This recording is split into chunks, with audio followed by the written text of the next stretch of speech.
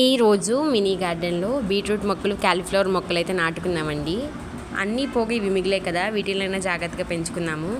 లక్కీగా నేనేం feel అవుతున్నానంటే seeds ఇంకా ఉన్నాయి నా దగ్గర బీట్రూట్వి. ఎందుకు అలా అన్నానో కూడా మీకు ముందు ముందు తెలుస్తుంది. ఈ వీడియో అయితే ఇప్పటిది కాదండి, నిన్న నేను షూట్ చేశాను.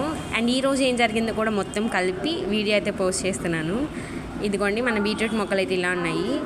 మనం వాటర్ బాటిల్స్లో ఏమో క్యాబేజ్ మొక్కలు పెట్టానండి. అండ్ మనం బచ్చల కూర చుక్కకూర పెంచుకున్న టబ్ ఉంది కదా, దాంట్లో అయితే బీట్రూట్ మొక్కలు పెట్టాను. అండ్ ఒక మగ్గులో కూడా పెట్టానండి. మల్లెపూ చెట్టు మొదల్లో ఖాళీ ఉంటే అక్కడ కూడా పెట్టాను. ఒక డబ్బాలో కూడా పెట్టానండి. కట్ చేస్తే నెక్స్ట్ డే అంటే ఈరోజు మార్నింగ్ పందికొక్కు గారు మొత్తం తినేక ఒక బీట్రూట్ మొక్క మిగిలింది. అది కూడా ఉంటుందో లేదో కూడా తెలియదండి. ఒకటైతే ఆనుకుపోయిందనమాట, మొత్తం తవ్వేసింది. ప్లేసెస్ ఏమీ లేవన్నమాట. టబ్బు కదా ఎక్కడానికి ఈజీగా ఉందేమో, అందుకు తవ్వేసిందేమో అనుకున్నానండి.